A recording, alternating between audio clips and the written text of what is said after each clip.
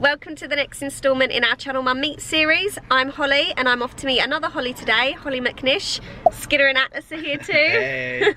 So Holly is a mum and a critically acclaimed poet and spoken word artist. I have been a fan of hers for years. Literally all of her poems make me cry. So I'm really excited to meet her today. Atlas can't wait to get going to find out how she came to be where she is and how she manages it all. I thought it was okay. I could understand the reasons. They said there might be a man or a nervous child seeing this small piece of flesh that they weren't quite expecting. So I whispered and tiptoed with nervous discretion. But after 6 months of her life sat sitting on lids, sipping on milk, nostrils sniffing on piss, trying not to bang her head on toilet roll dispensers, I wonder whether these public loo feeds offend her. Hey, so we have made it to Holly's house. Thank you for having us round. That's all right. We've got some tea, we've got some cakes, and we're going to have a little bit of a chat. Okay, soft play or the park? Park. Yeah. You know, you can get like some food and stuff, and other ones have got like squash baked beans in the ball pit. So it depends for me, depends on where the soft play is. Do you prefer doing your poetry for YouTube or for audiences? No, for audiences. Yeah. Yeah, because you get out. You get to meet people. I love YouTube because I love the fact that anyone can sort of come and Check you out. watch, and people like poetry is quite intimidating, I think, and art centres and theatres can be intimidating and expensive. Yeah. But for me, it's more obviously much more nerve-wracking doing it Yeah. live, like more likely to vomit. There's a thrill involved, isn't there? What is the toughest part about being a mum? Feeling like you're doing it wrong, or Yeah, I think for me the toughest part is those feelings of failure and stuff like that, and also the worry that something bad is always going to happen to them. yeah. And what's the best part of being a mum? I think learning about life again through this amazing little child. And watching them learn as well, like watching them discover something for the first time and feeling the joy that they're feeling, living it with them.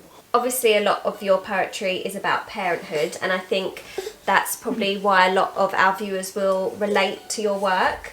But I remember before even becoming a parent, like years ago when you first did your poem Embarrassed, which is about breastfeeding in public. And I wasn't a parent back then, but I was so empowered. And I was like, that's it, I'm gonna breastfeed in public and I don't care what anyone's gonna say. So cool. But then when it actually came to my own breastfeeding journey, it was very different. But then on the moments when I did feed successfully, I felt amazing. So what advice would you give to mums to help them feel more confident? Do what's comfortable for you, but also be aware that there is this massive industry and there isn't a lot of support for breastfeeding. It's like everyone's boobs are different, like everyone's story's different. I think it's just like, number one, there needs to be more support for it in general. You don't just cover parenting topics, do you? You cover all kinds of stuff, so immigration. And recently you wrote a poem called Pink and Blue, which is about gender stereotyping. Now blue legs start growing hair and pink legs start growing hair. Blue is told it's manly, pink is told to shave theirs. Blue is shown as blood, in action, films, fights, pride. Pink starts bleeding every month, told blood, shh, shame, hide. Blue is told, this makes a man. Pink is told, this makes a girl. Babies born in naked flesh, welcome to the world. You were saying about like girls and boys like with their hair, like Atlas wears his hair up and every single person will be like, oh, how old is she? They just automatically assume. Or they think she's called Alice. Yeah, or they say Alice. I'm like, no, Atlas. You've got quite a few books out, but one of them is called Nobody Told Me, which is a collection of things that nobody told you before having a baby. So what's the one thing that no one told you that you want to tell our viewers? That you have not done anything wrong by having a baby. That's a really That is the main thing I wish somebody said.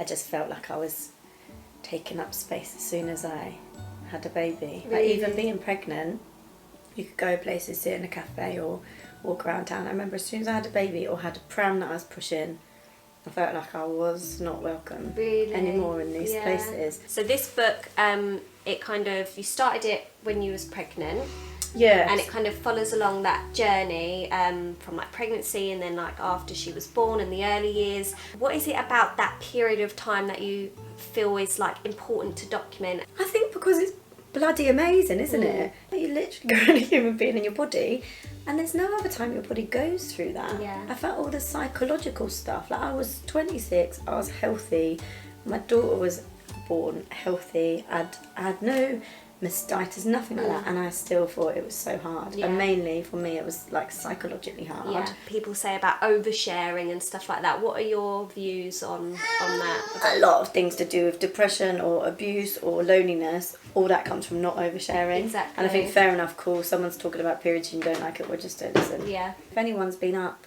at 3 a.m. on their own trying to feed a baby while they're crying, like the idea of just having anyone else that's awake at that time of day, I can't imagine what it used to be like when you literally were on your own and not able to talk about bits falling out or like whatever it is. There are angels in this village making tea and wiping pain. In those moments when you admit that not everything's okay today, that the tantrum made you cry, that you screamed in the workplace, that you're worried you're not good enough, or you feel guilty, you want space. And those angels, they listen with biscuits passed to you, and the relief that comes when they smile back and say those words, me too. It made me really emotional. That was really good. Oh, thanks. That's a great plug. It's a fun song.